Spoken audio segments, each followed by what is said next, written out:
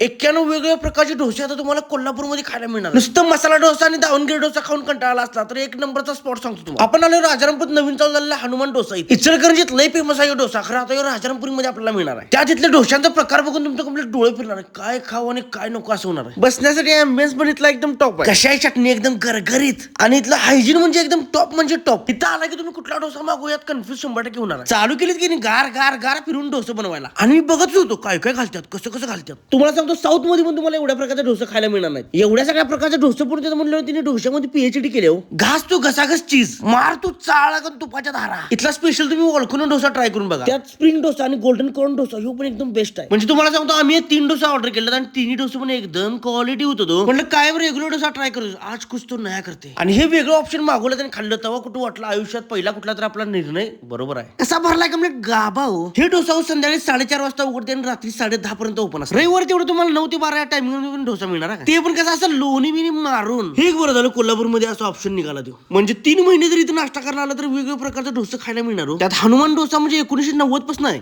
त्यामुळे अजून मंदिर क्वालिटी मध्ये काही कॉम्प्रोमाइज केलं नाही. एकदम जबरदस्तच मिळणार. कोल्हापूरमध्ये नाश्त्यासाठी एक नंबर असा स्पॉट सापडला आणि आपल्याला लय आवडलाय. मग तुम्ही पण आणि इथला मस्तपैकी डोसे वेगवेगळ्या प्रकारचे ट्राय करून. पत्ता बघा राजारामपूर 9वी गल्ली श्री ऑप्टिकल म्हणून आहे त्या समोर आहे बघा हनुमान डोसा.